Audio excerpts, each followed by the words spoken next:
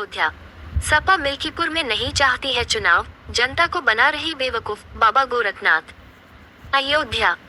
बाबा गोरखनाथ पूर्व विधायक मिल्कीपुर ने सपा सांसद अवधेश प्रसाद पर लगाया गंभीर आरोप, कहा कि जनता को बना रहे बेवकूफ, नहीं करवाना चाहते हैं मिल्कीपुर में चुनाव।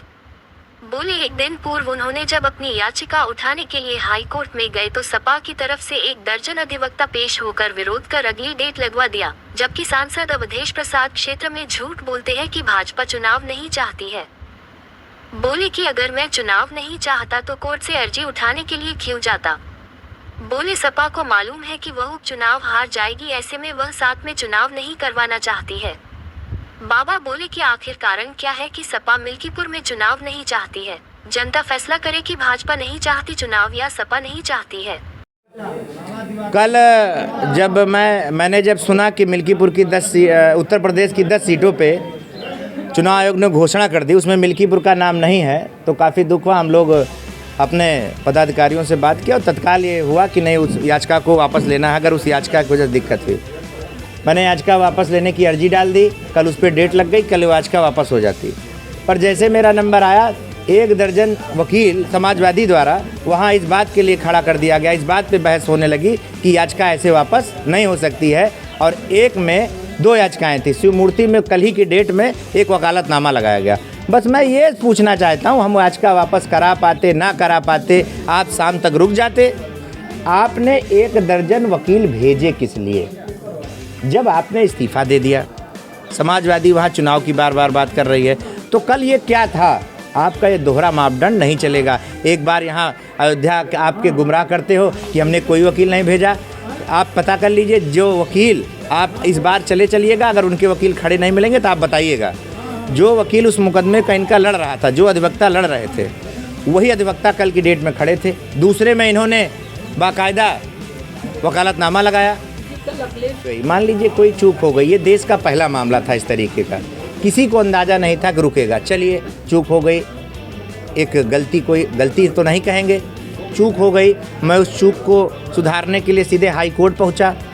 सीधे मैंने अपनी बात कह दी, भाई याचिका करता मैं हूं, मैंने कह दिया मैं वापस लूँगा। कल डेट लगी तो मेरे भैया, मैं करा पाता ना करा पाता, आपको इतनी क्या जल्दी थी कि आप 12 वकील खड़ा कर दिए, इस बात का बहस कानूनी पेच फंसा दिए।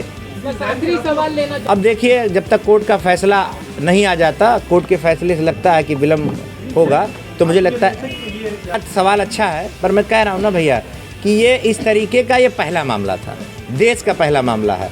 जब उन्होंने इस्तीफ़ा दिया, मैंने अधिवक्ताओं से बात किया, विद्वान अधिवक्ताओं से, उन्होंने कहा शून्य हो गया, बात यहीं पे ख़त्म हो गई। और ये बात तो सबको पता थी, ऐसा नहीं कि सत्ता पक्ष को नहीं पता था, कि पक्ष को नहीं पता था, सबको पता थी। चुनाव आयोग सबके लिए स्वतंत्र है, चुनाव आयोग में सब अपनी बात रखते हैं, चाहे सत्ता पक्ष का हो चाहे विपक्ष का हो। अवधेश जी जब 15-15 वकील खड़ा करते थे डेट लेने के लिए, तो नहीं पता था? वो खुद अपने बयान में कह रहे हैं आज की डेट में कि हम तो इस्तीफ़ा दे दिए, शून्य हो गया, हमसे क्या मतलब? अरे भैया मतलब नहीं तो आपके वही वकील जो हमसे लड़ रहे थे, कल 1 दर्जन वकील लेके क्यों चले गए वहाँ? आप ना जाते? कोई डरा वरा नहीं। चलिए हम षड्यंत्र कर रहे थे, कल 1 दर्जन वकील भेजने की क्या ज़रूरत थी? हमारा तो बहुत छोटा सा सवाल है, ये हर जगह यही करते हैं। राम मंदिर बन रहा था तो झुआ भर वकील खड़ा करते थे, राम के अस्तित्व को ख़त्म करने की बात पीडीए करती थी। केहू आतंकवादी पहुँच जाए तो ओकरे पक्ष में मुकदमा लिए था, वकील खड़ा कर दिए हैं। हर जगह मुँह की खाते हैं और फिर खड़े होकर दोहरी बात करते हैं। यहीं अभी अवधेश जी से पूछिए ना कि जो वकालतनामा लगा था वही वकील क्यों गए? कोई नया आया होता तो हम मान भी लेते एक बार कि चलिए किसी ने ज़बरदस्ती किया, इसमें आ गया। बगैर अनुमति के कोई वकील इतना फर्जी नहीं है, फालतू नहीं है कि चला जाएगा।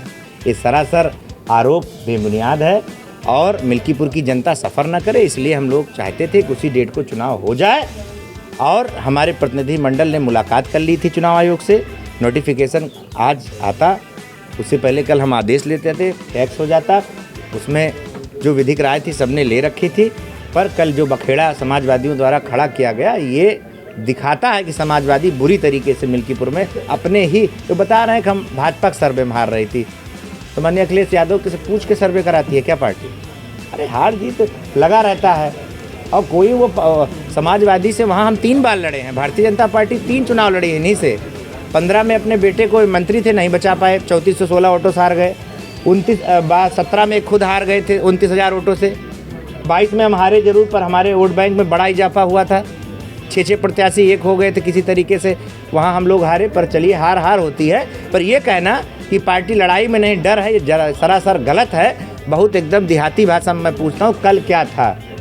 आपके मन में अगर डर नहीं था तो 12 वकील आपने क्यों खड़े किए? इसका सवाल मैं समाजवादी से पूछता हूँ। समाज हित में बहुत उतार चढ़ाव चढ़ते हैं, ये कोई ऐसा नहीं है कि सोची समझी साजिश थी। सोची समझी साजिश होती तो तत्काल की होती है। 2022 का मामला, मेरे पास एक कागज़ है सर। 2022 में मैंने 22 अप्रैल 2022 को मुकदमा किया था, वो चल रहा था। तो ये कहना कि तत्काल है, हाँ, ये हम कह सकते हैं कि चाहे चूकवश जो भी इसको आप नाम देना चाहें दें, पर भारतीय जनता पार्टी पूरी तैयार थी। पर कल जो घटना हुई वो बहुत निंदनीय है। समाजवादी पार्टी बुरी तरीके से डर गई है, वो मिल्कीपुर का चुनाव नहीं चाहती है अभी।